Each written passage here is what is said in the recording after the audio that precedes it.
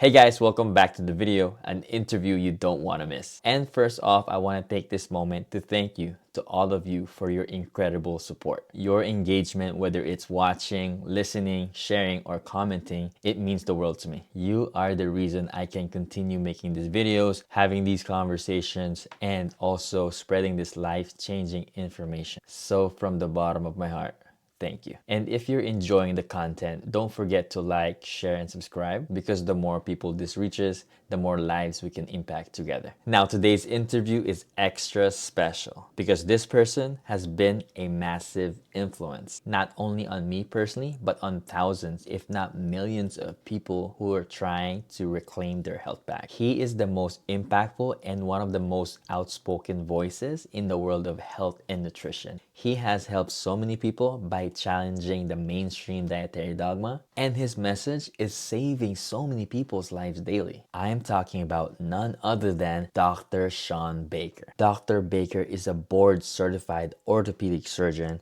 an elite-level athlete, an international speaker, and the best-selling author of The Carnivore Diet, and the co-founder of Rivero, a platform dedicated to helping people heal through diet and lifestyle. He has been at the forefront of the carnivore movement. This is a conversation you do not want to miss. Many of them lost weight. So that was, I thought, a great thing. But the hospital said, no, that's not a great thing. we need the revenue. That's how we pay for the pediatrics department. In a long legal battle, I ended up surrendering my medical license. I ended up getting it right back. But yeah, it left a really bad taste in my mouth, so to speak, for medicine in general. And most physicians are good people wanting to do the right thing, and they're very smart, but they're just in a system that is just, it's set up to give people procedures and pills. Hey guys, my name is Lawrence, a health coach who transformed my life through the keto and carnivore diets, beating depression, losing weight, and gaining unstoppable energy. Join me for real stories, expert insights, and practical tips to transform your life just like I did.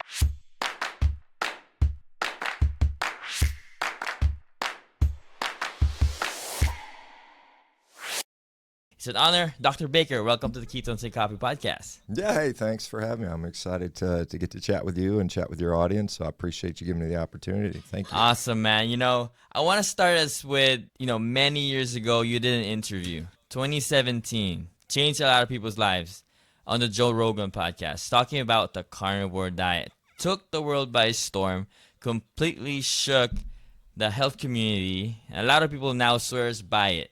Talks about how they first started when they saw that interview. Were you surprised about how that was received? Like just looking back on that time. Yes and no. I mean, when I went on Rogan's podcast for the first time, I didn't realize the impact that he had. I wasn't really paying attention, honestly, to his podcast, really any podcast to that degree. And I mean, while I knew what I was experiencing and seeing was very powerful and had the potential to impact a lot of lives, which it has, and I certainly understood that at the time. That's one of the reasons, I talk about it and talked about it then and still talk about it today. So, but yeah, I mean, it was kind of very rapid the way, all of a sudden you go from someone who's relatively obscure to now a lot of people know who you are. They all have opinions about it. Many people, in fact, even today, most people still think I'm kind of crazy, kind of nutty, stupid. I look ugly, I smell bad, whatever. I mean, I get all these sort of things put my way. But yeah, I mean, it's been a fun, interesting, entertaining sort of just experience. I mean, to be honest, I mean, I've gotten to sort of talk to all kinds of people around the world, from politicians to professional athletes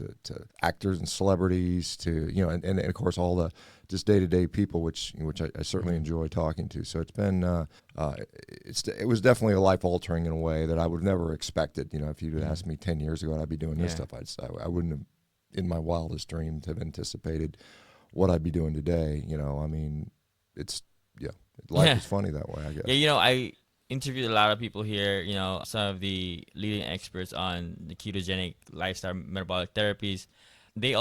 A lot of them talk about how they found your interview and started their journey at that time, which is, that interview has had a lot of attention to it, changed a lot of people's lives. Also with attention, also comes a lot of negativity that you talked about. But what I love about it is the way you handled it. Even though I thought some of these questions do not deserve your attention. You stayed professional, you're cool.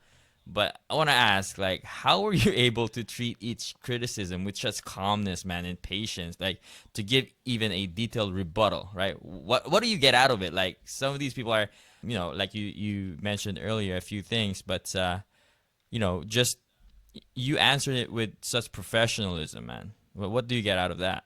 Well, I think some people are asking for a general sense of curiosity. They just don't understand. They've been taught in a way that is not consistent with what we're seeing under observation. I mean, there's some people who are just malicious, and I kind of more or less just kind of dismiss them or ignore them. But I think, criticism. It's words. It's the old sticks and stones may break my bones. It's I don't care.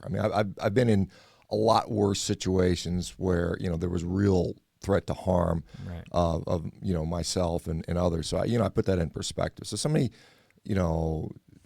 saying negative things about me, it doesn't bother me. I could care less. It's more of a reflection on that person than it is on me. I'm generally out here trying to help people. I'm generally out here trying to, and I'm not perfect, and I don't know everything, and I make mistakes, and I'm wrong about plenty of things, I'm sure. But the intent is genuine. And I think and a lot of people, there's a lot of people who credit this, but I think I've generally helped a lot of people, and I want to continue to do that. And so, in the beginning, obviously it was so new that a lot of people, what about scurvy? What about, how do you go to the bathroom? These sort of questions, which, it's almost self-evident. Obviously I don't have scurvy. I'm not dead. It's like one of these questions where it's like it's totally out. Then you talk, you can kind of speculate as to why it may be going on. We don't really know for sure. All we know is what happens, what happens, what doesn't happen. And so obviously as a physician, my whole life is, that's part of what being a doctor is. It's educating people. That's the origin of the word. And so even when I was practicing as a surgeon, half of my practice was educating people on their condition, educating on why it's happening, educating them on what can be done about that. And so it's just a natural evolution of that. Now, like I said, I tend to have fun. Sometimes I gotta.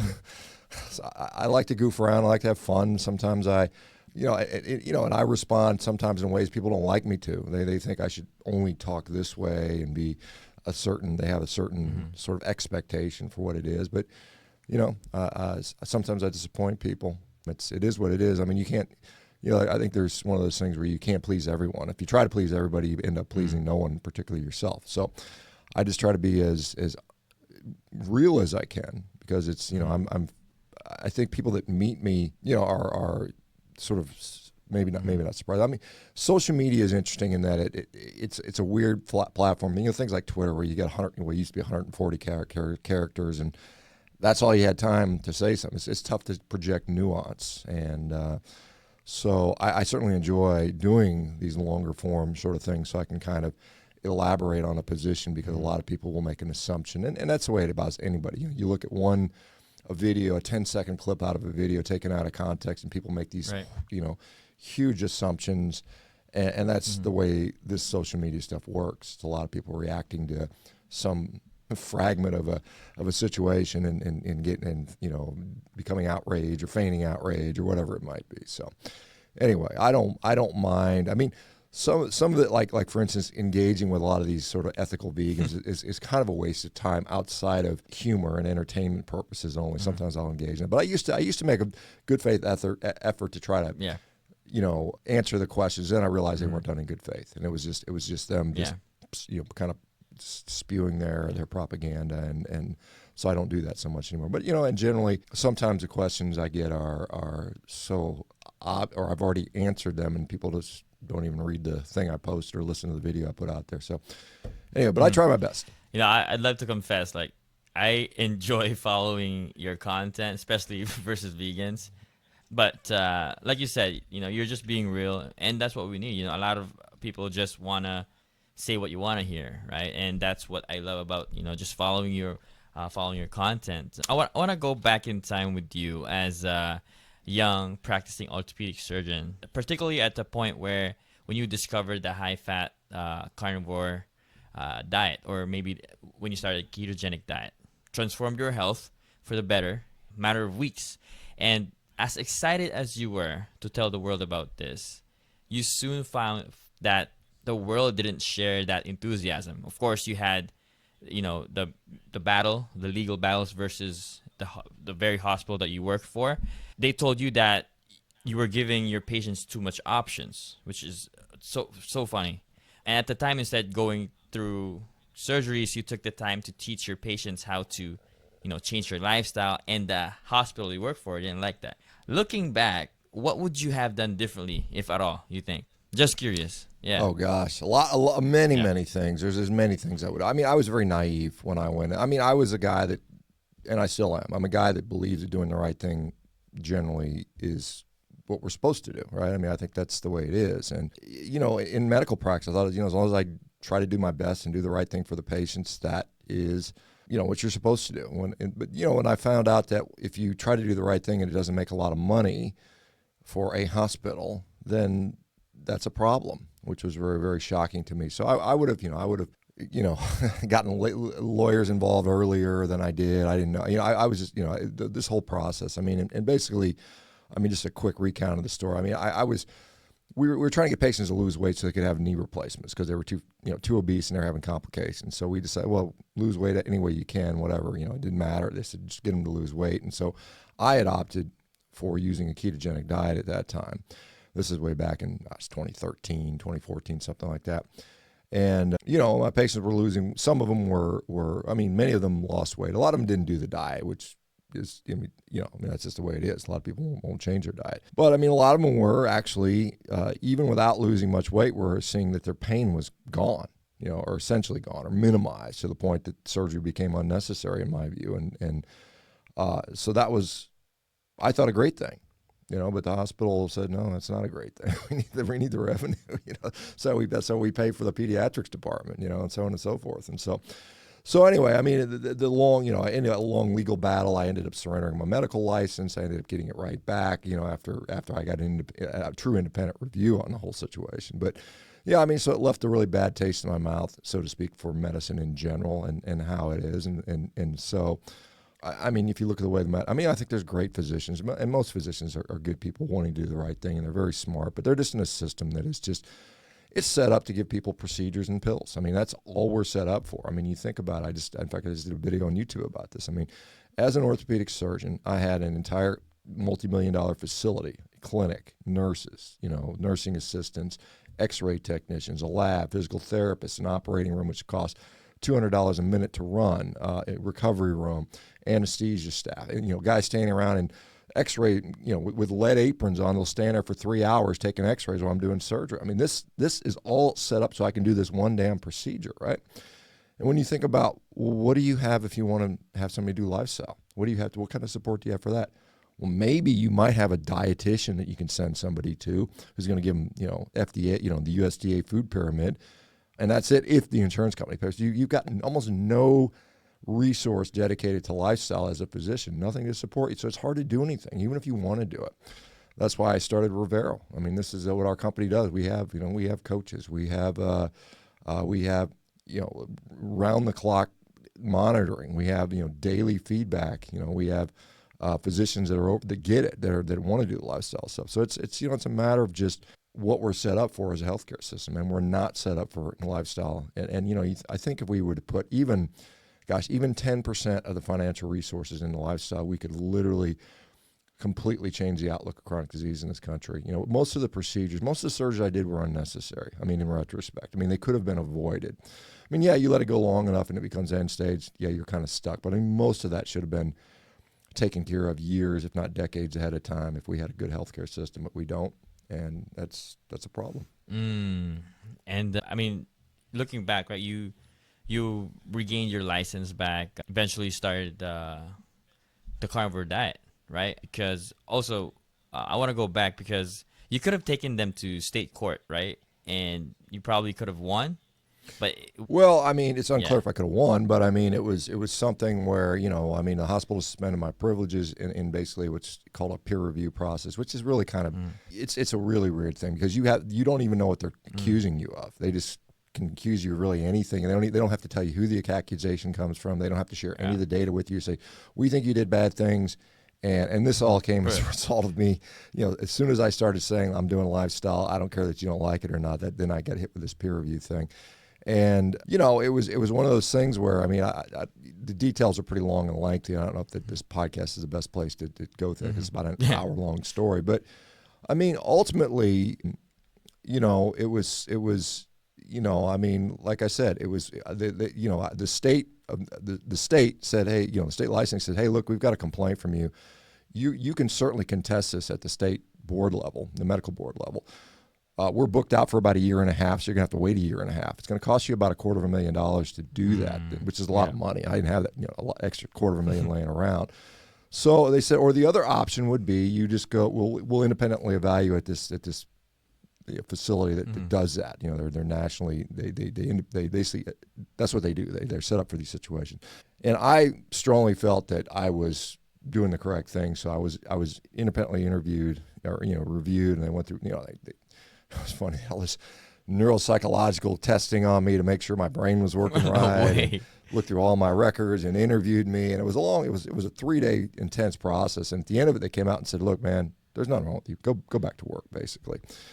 But then I had to reapply for my license, which took another almost year by the time they got around to doing it. So I mean, at that time, it had been like 3 or 4 years that had elapsed between the initial suspension and me getting my license back, which was a long time not to operate on people. And at that point, I was like, I can't just walk in. It's like, being a professional quarterback, not playing for 4 years and expect to start in the Super Bowl. You can't do that. You got to go back and, kind of re-rev everything up and train with somebody. And I at that point, I'd already formed the other company, and I was like, I'm done with this stuff. So anyway, that's water under the bridge at this point. I'm not happy about what happened, but at the same time, ultimately, it's been a blessing for me because I have been able to, I mean, the impact that I feel that I've had, and I mean, honestly, more so that the number of people that have actually been helped is because of that is actually immense. Yeah, you definitely paved the way for other practitioners to follow suit. That there's another way. If also do it more so learning from your from others' experience, like your experience, going another route, maybe not going directly at advising people with lifestyle. They're willing to protect. They're concerned about keeping. Or what are they concerned about? What were your assumptions there?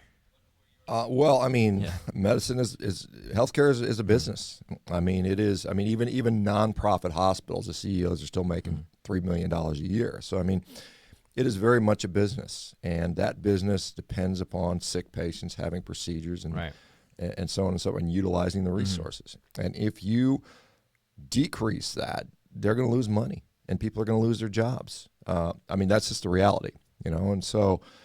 I think that's it more than anything. I mean, and obviously there's human greed always comes into these things, but I mean, I think it's unfortunate that we have an entire industry that is based upon the suffering and misery of others, and in a way keeping them as repeat customers. If you cure people and they go away, hey, you're pretty soon you become you become superfluous.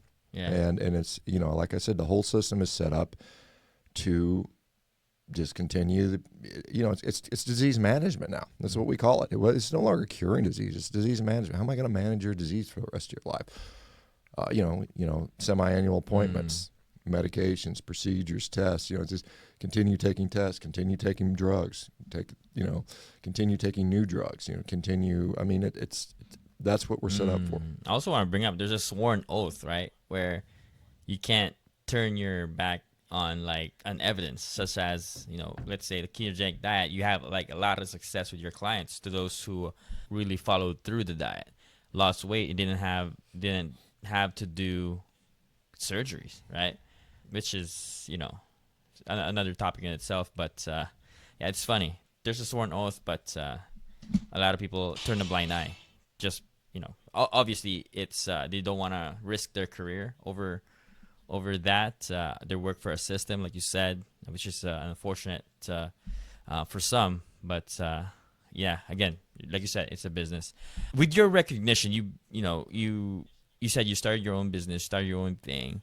Of course, you're one of the most recognizable in the carnivore world, and certainly when you appeared on the Joe Rogan podcast, certainly brought all kinds of people to this space.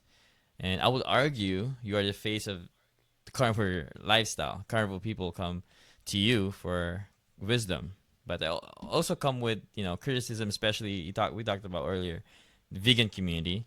I mean, I don't think anyone could have handled that better than you. Like, I mean, it's quite enjoyable to watch. Like I said, I want to ask, what do you take away from that back to back and forth with them, and what do you hope to achieve? Just having that communication with that community. Well, I don't have any sort of illusions that I'm going to convert a bunch of vegans to carnivore. Now, it happens, certainly. And it's kind of funny. Some people that are my most vocal critics come to me 2 or 3 years later and say, man, you were right. I'm sorry, And that's fine. I mean, I don't really, I mean, they're really, I mean, the reality is they're such a small part of the community. I mean, they're 1%, 2% of the population at most in most places. So they're really kind of insignificant in number. However, they're very vocal, and they definitely have had an impact, and they are able to convert people, albeit mostly for a short time. Most people end up leaving, as I'm sure you're aware. I'm sure they're aware as well. So I think that, I don't care what I really don't care if somebody's vegan or carnivore or Mediterranean diet or whatever they want to choose to eat. That's up to them. It's not my desire to convert a certain percentage of the population. I would like people to be healthy. I mean, I think we do better as a society if we had more healthy people, and whatever gets you there. Some people have been very critical of guys like Ted Naiman and Andreas Einfeld in the low-carb community for doing their satiety workout. I said, Andreas, if it works, good for you, man. More power to you. I hope you help a lot of people. Anything we can do to not have so many sick people, because a bunch of sick people is a sick society, and it's not good it's just not good.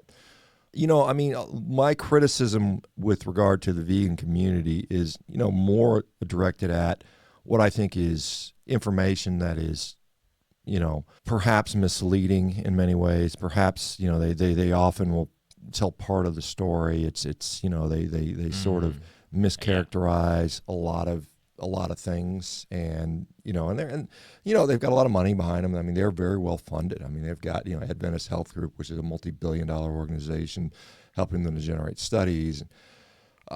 Organizations like PETA and Physicians Committee for Responsible Medicine, American College of Lifestyle, all these multi-million-dollar organizations that constantly putting out doing studies, and obviously biased studies in my view, doing propaganda, and we don't really have that much on our side. Even the meat industry itself has been very reluctant to sort of do what I think is necessary to help promote this sort of carnivore or carnivorous or animal-based way of living, which I think is a viable option for a lot of people, and it could be very beneficial. And I think you could end up ultimately significantly positively impacting probably billions of lives at this point. So I mean, it's something that like I said, it's like there's an old saying, no man is useless. You can always serve as a bad example. And sometimes I use some of the vegan nonsense to say this is a bad example and point that out. And again, it's social media is in many ways about entertainment. Right. I mean, it's no one wants to watch boring stuff. So I get it. Some people just do outrageous stuff and flashy graphics and make controversial, outrageous statements just so they can get eyes on. Some of that I disagree with. Some of it but I mean, again, it's fun sometimes because they say such ridiculous stuff, right. And it's easy to sort of characterize them a certain way. And I mean, just like people will characterize carnivores as like, Liver King. Yeah. Here's a guy that's, acting like a caveman, eating raw testicles, which is totally unnecessary. I mean, it's total garbage in my view. I mean, I think I see some of the stupidest stuff from the carnivore side too. I mean, quite honestly. And, it's like I said, I anyone who listens to me over a long period of time knows that I'm fairly not as extreme as people think I am, and I'm much more non-dogmatic about things. Again, at the end of the day, as a physician, I just want people to be healthier, and I don't care if a vegan diet gets you there. Good for you. I would say, hey, good for you, man. But to sit there and say I'm a murderer or a rapist or worse than Hitler because I eat steak is just that to me is ridiculous. Yeah. But for most part, I see you as a fair guy, like on both sides. maybe we should do something fun with the vegans, right? What better to do a show of fitness and health than sports? Like maybe versus vegans, no game of basketball. What do you think, Doctor Baker? Well, that's there's some comedians, guy named Chad and JT Parr and Chad Kroger, and they did a little documentary on Netflix about, I don't know, 2 years ago. It was on, maybe a year ago, I can't remember. I went out and shot a video for that, and it was carnivores and vegans. We had 3 carnivores and 3 vegans, and we did some sort of weird pool challenge. It was fun. They were nice. We were nice. It was fine. I mean, I don't know. I mean, with sports, I mean, it depends how good you are at the sport. And you take somebody that's every day of their life does one thing, they're going to be really good at it. It doesn't matter what their diet is. It's just like, like if it was an MMA fight. Well, if you got somebody who trains his whole life to be a fighter, I don't care what diet they're on versus somebody who's untrained. The fighter's, the athlete who spends time. I've been very fortunate that I've had success at a very high level in a number of sports. And I can tell you it takes a tremendous amount of effort and time and work and expertise to get at a world-class level.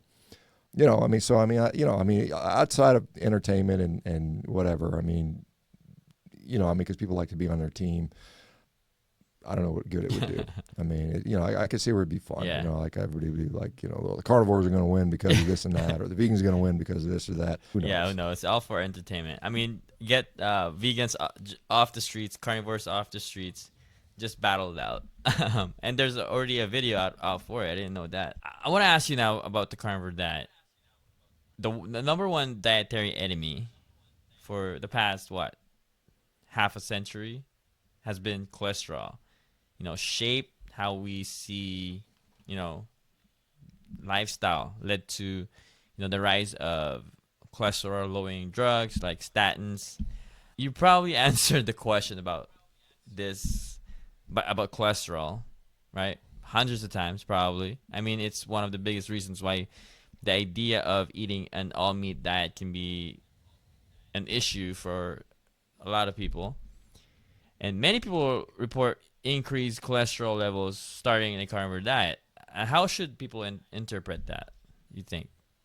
Well, you shouldn't ignore it, and you shouldn't say, hey, I'm on a carnivore diet and high cholesterol is nothing to worry about. I think that is I think people that are giving that space within the carnivore community are perhaps doing some people a disservice. I think it should be something you get more information about. I mean, honestly, it certainly could be that if you are, quote unquote, metabolically healthy, you have no hypertension, you have normal low triglycerides, high HDL, you have low inflammation, you're lean, you don't smoke, you don't drink, you're not diabetic, you have normal glycemic control. It could be that having all those things means that the elevated LDL cholesterol, the elevated ApoB is fine. I mean, it could mean that. I mean, I can't say for sure it does. I know there's people that are out there that proclaim it has nothing to do with it. You're fine as long as your triglyceride ratio, triglyceride HDL ratio is fine. You're fine. You don't have to worry about anything else. I see where there's a lot of merit to that particular argument. However, I don't think it is something that you could just say to every single person and everyone's going to be fine. I just don't think that's the case. I mean, let's just say that perhaps you are, you're on a healthy carnivore diet and you've seen all these improvements in your metabolic health. You've lost weight, you've gotten leaner, you feel great, but yet your LDL cholesterol is through the roof, right? Could be that you're fine, and I would suggest you get some sort of serial imaging to, maybe it's CAC score, maybe it's cardiac, CT angiography or whatever. There's different ways to measure this. Check it over time, see how you're doing, and take the appropriate actions. And what that might be, is going to vary from person to person depending on what they're, what they are willing to do. I think that, let's just say you do eat a diet, but what if you live in Los Angeles and it's smoggy out all day and you're sucking in, smoke all day long, or indoor air pollution that's causing some vascular inflammation that you can't control through diet. What about those people? What if their cholesterol is up high? Well, I don't know. Maybe it is a problem. Maybe it's not enough to give you pure metabolic disease, but it is enough to cause some low level of vascular inflammation. So I think it's something that we can't just flat out ignore. Like some people would tell you, and I think there's some people that are, I'm willing to take a risk with myself more so than somebody I don't know. I'm not, like I said, I'm not here to tell people, hey, just, go carnivore. Who cares if your cholesterol goes high? I'm not going to say that. We may get information down the road. I mean, as you're probably aware, Matt Budov's, UCLA study that Dave Feldman helped to organize has got some data out there that's interesting towards this. But, I think the science does not yet show that you can ignore it, in my view. And I don't ignore it myself. I mean, my cholesterol isn't super high. I mean, it's higher than would be standardly accepted, by most cardiologists. However, it's not ridiculously high like I see some people. So, I mean, I think it's one of those things where, you just have to get more information. And I mean, it could be that it's fine. And I mean, like I said, on the lean mass hyper responder study, I mean, there are people with LDL cholesterol 600 that don't have heart disease. So, I mean, yeah, I mean, it's certainly possible. But to sort of, even physicians out there saying you don't need to worry about it, to me, I'm not willing to say that at this point. Are you willing to say that it isn't a great indicator of health? Because some physicians now only look at cholesterol as the only indication of heart health. Yeah. No, I don't think that's true. I think cardiovascular disease is multifactorial. I think most people understand that. Some people say some people say it is the number one thing you can affect because you can give people a drug and lower it, right? And I look at it like this. I mean, it's just like, I mean, I could get rid of sexually transmitted diseases if I cut my penis off. I mean, yeah, that's going to work, but is there a downside to that? And I would argue, yeah, there is for sure. So, I mean, it's, it's one of those things that, there's guys out there that'll say, hey, we used to consider up to 300 milligrams per deciliter of total cholesterol is fine. That was normal. Then it was 240. Then it was 200. Now it's 190. And people pushing lower and lower and lower and lower because it didn't work. We lowered it from 300 to 240, no difference. 240 to 200, no difference. 200 to 190, no difference in really heart disease incidence. But we just got to keep going lower and lower and lower. That's, it's like they're doubling down on something that's never worked in the first place. And yeah, you get to a point where, like I said, you can eliminate kidney disease by cutting people's kidneys out, right, and put them on dialysis. They won't have kidney disease anymore. But I mean, I'm obviously making these preposterous sort of examples, but I mean, it's essentially what they're trying to do. We can lower your cholesterol down to effectively zero. Yes, you won't have heart disease, but what else is going to happen? We don't know. I would argue we clearly don't know. I mean, they'll use something called A-beta lipoproteinemia, which is a genetic disorder where people have very, very low cholesterol. And, saying, well, these people live normal lives. I'm saying, well, it's not the same thing. A genetic disease is not the same as a lifestyle or drug-induced state. They're just not the same. And so, anyway, that's my thoughts on that in general. So, but what is, so you talked about the CAC scan, calcium score test, which, is probably hard to get for anybody. Because I had a friend that asked his physician about a CAC scan, and the doctor almost was offended just because what are you saying? Like, I haven't talked to you about that. I was just doing my own research, and it's almost like the doctor was taking offense with requesting a CAC scan. Why do those things happen with physicians, and what are your assumptions, do you think, that may cause that reaction from a doctor? Well, I mean, some just aren't familiar with it, so they just they don't know what to do with the results. So I don't even know anything about this. I mean, there's many people in that situation. Some people, in many cases, if a physician says, I want to get a CAC scan, and there's not like an insurance-approved reason for that, that means they've got to sit on a phone for an hour arguing with insurance companies to get approved, and they just don't have time for that. So, like, look, if I as a physician, when you got to see 40 patients a day, and then somebody tells, well, you got to spend an hour on the line on hold with a stupid insurance company, they're just not going to do it. It's just too much work for them, quite honestly. I mean, the good news is, in most places, you don't need a physician to get a CAC scan. You can just go online and order it yourself. I mean, there's little pop-up clinics that do it. I mean, there's even mobile CAC scan places that can do this. So, I mean, you got to pay for it out of pocket. It might be $150. It's usually pretty cheap. $200 on the highest I've, that I'd seen recently. But So, I mean, you can do that thing. But yeah, I mean, most physicians, I mean, even like ordering an insulin level. I mean, I it's kind of funny. When I was practicing orthopedic, I was ordering fasting insulin on levels on people with carpal tunnel syndrome, which literally has no indication for it. But I was just curious. I said, I bet this person is hyperinsulinemic. And I was able to get some insulin after a lot of jumping through a lot of hoops. And sure enough, these people that had carpal tunnel syndrome had hyperinsulinemia, which I expected to see based on what I believe was going on physiologically. So, but I mean, a lot, like I said, it's ignorance. It's the system puts up roadblocks to prevent it from happening. So yeah, I mean, it's not always a physician being the bad guy. Yeah. It's sometimes, like I said, the whole system just sucks. I mean, the system literally is just not designed for this sort of paradigm. It's just not designed for it. I mean, there's so many things that we don't know that goes on within the walls of healthcare system. Especially like somebody like me who didn't work for the system itself. As someone who has his own fair shares of run-ins with them, what is it that causes too much friction when it comes to, you already mentioned a few things, when it comes to offering lifestyle change and diet change for patients, because that's what I ultimately want to see is getting more options for people. And you certainly did that, but it didn't went very well. But what do you think that causes too much friction for them, aside from the business side of things, or is that the only one? Well, I mean, most physicians aren't trained in it. They don't know. I mean, it's just not, it's not what you spent, 10, 12, 15 years training about. I mean, when as an orthopedic surgeon, I spent 4 years in college, 4 years in medical schools, 5 years doing a surgical residency. I mean, that's 13 years of training, and none of it was designed on how to provide lifestyle and nutritional counseling for people. So one, I don't know what I'm doing. I mean, I'm an expert in something that this isn't it. I had to learn that on my own and become an expert outside of the system. It took a long time to do that. There's that, and then there's no support.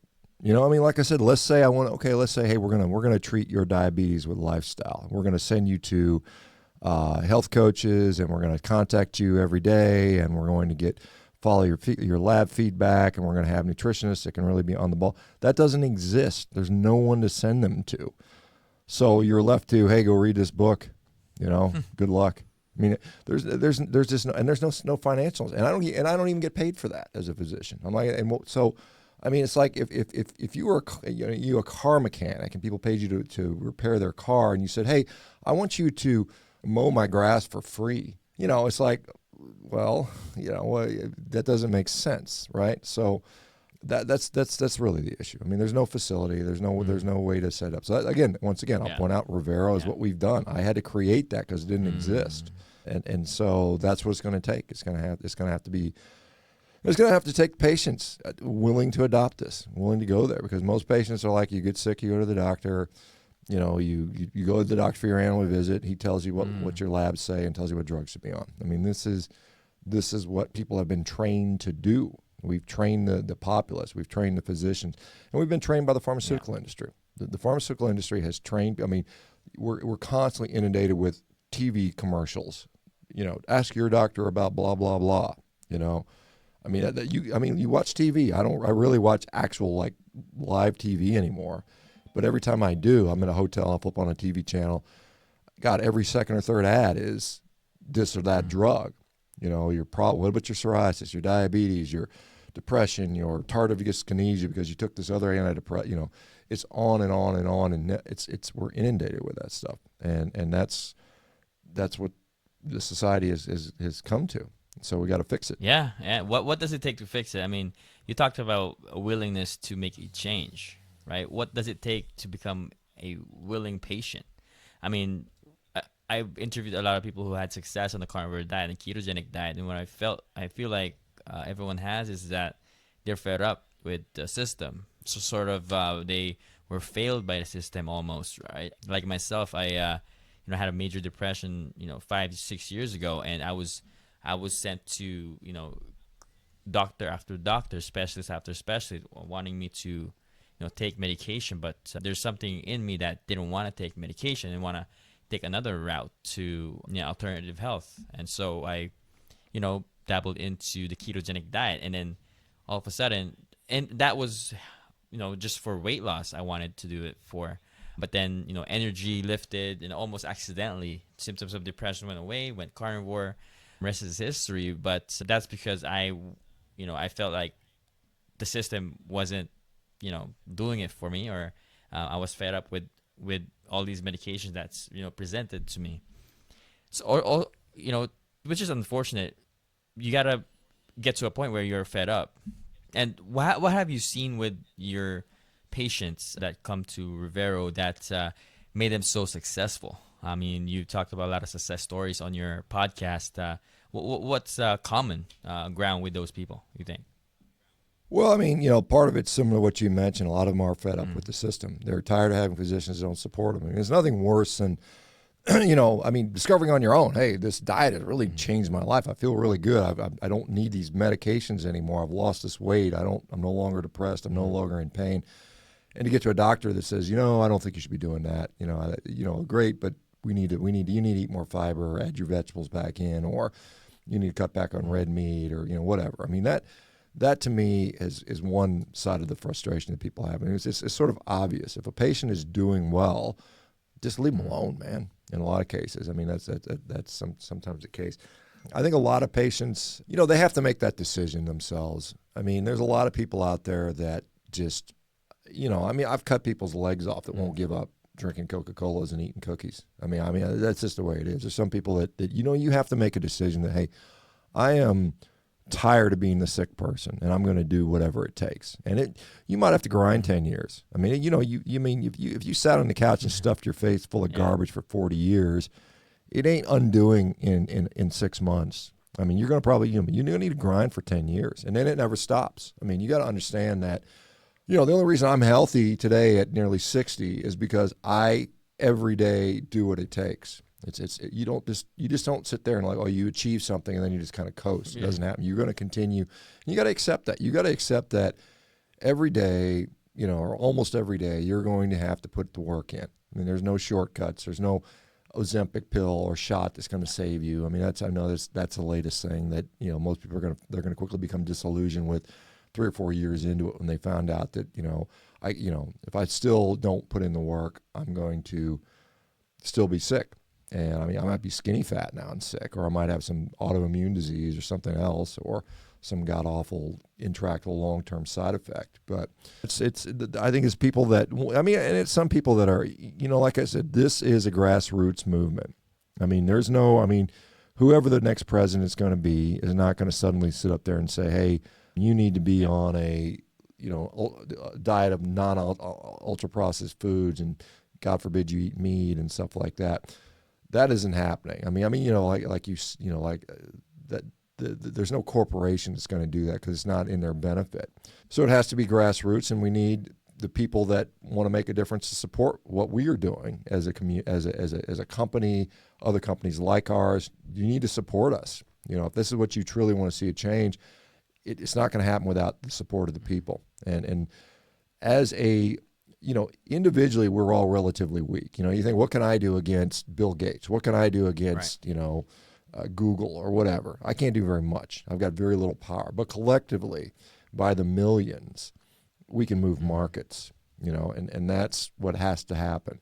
And so until enough people get fed up with it, until enough people support people doing the right thing or what they feel is the right thing, it's still going to be, like I tell people, we got a big election coming up here in 2024. All around the world, there's like 45 major countries having elections. It's huge, significant.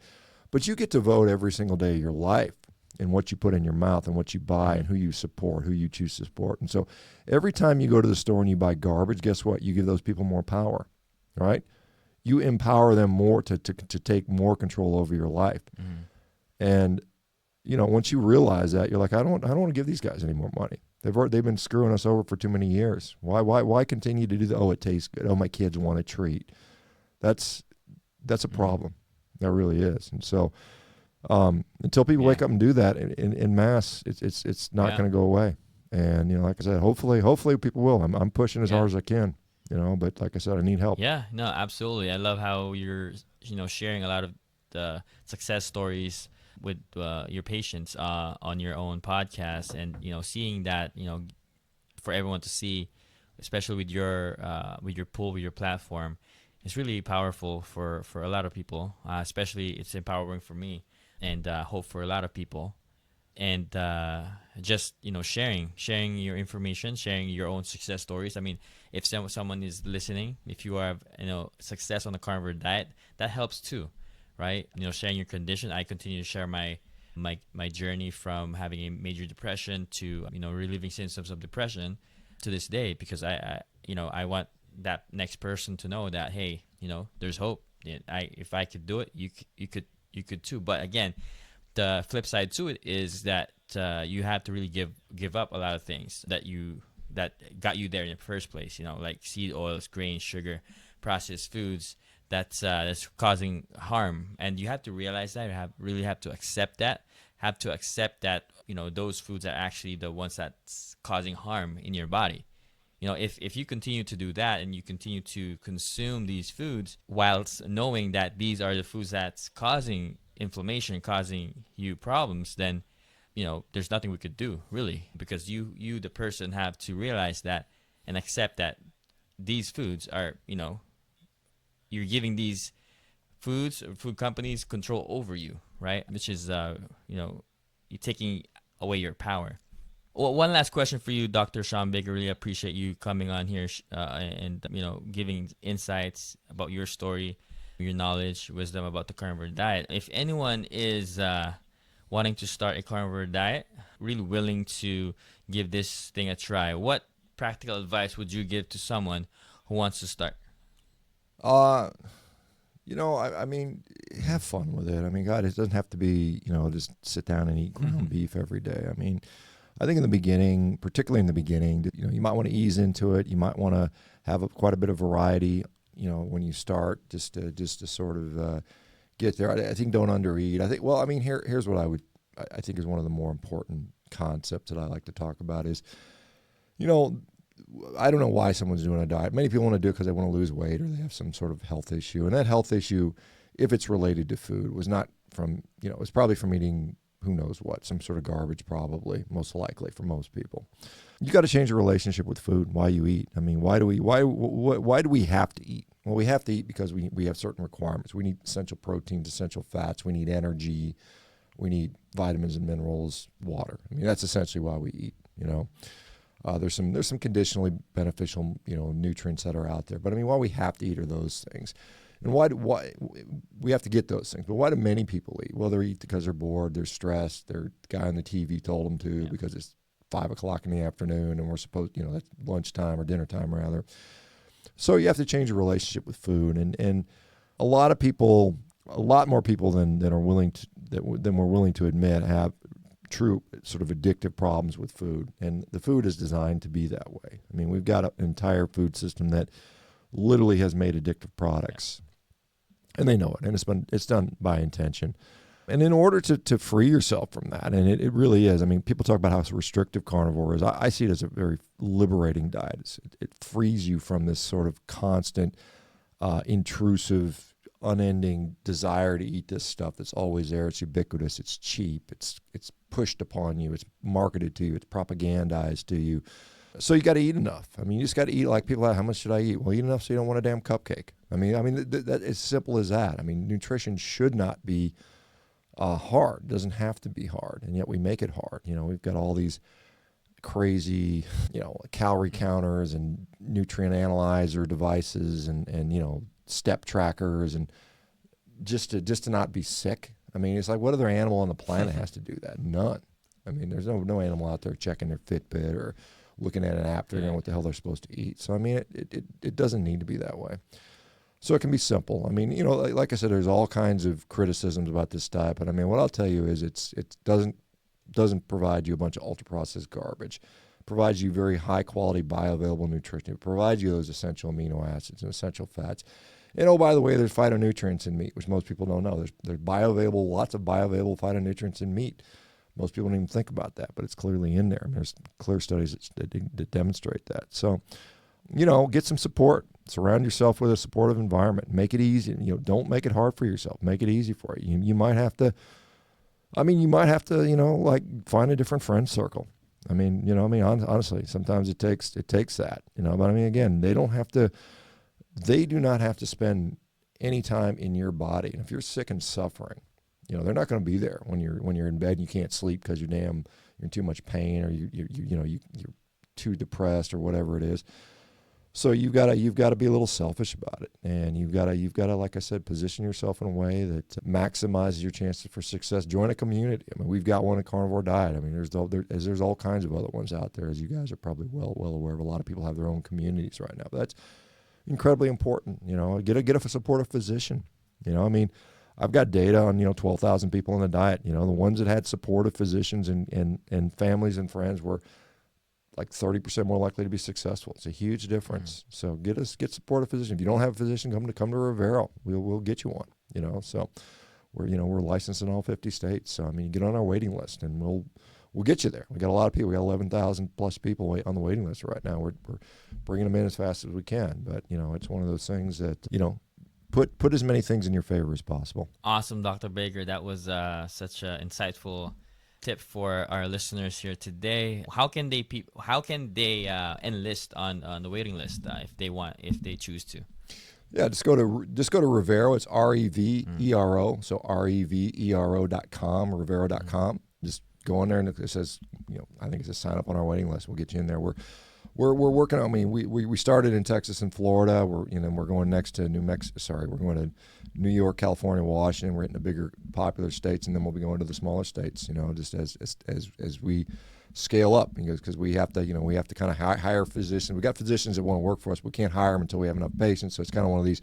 We got to grow at the same rate. So as we get more patients, then we can hire more physicians. As we have more physicians, we can take in more patients. So that's going to be, it's going to be over the next, several months, the rest of this year probably, where we start to ramp up all those patients. But if you want to get into that, where you have a supportive physician, then that's where you can go. So Rivero.com is a great place to check out. Rivero.com. We'll link down in the description box below, so you guys can check that out. Dr. Shawn Baker, thank you so much for your time coming on, sharing your story with us today. I appreciate the opportunity. Awesome. Thanks so much. You. Hey guys, if you enjoyed this video, give it a thumbs up. And if you want to learn more about the carnivore lifestyle, make sure you subscribe to my channel. And I'll see you on the next one, guys. Peace.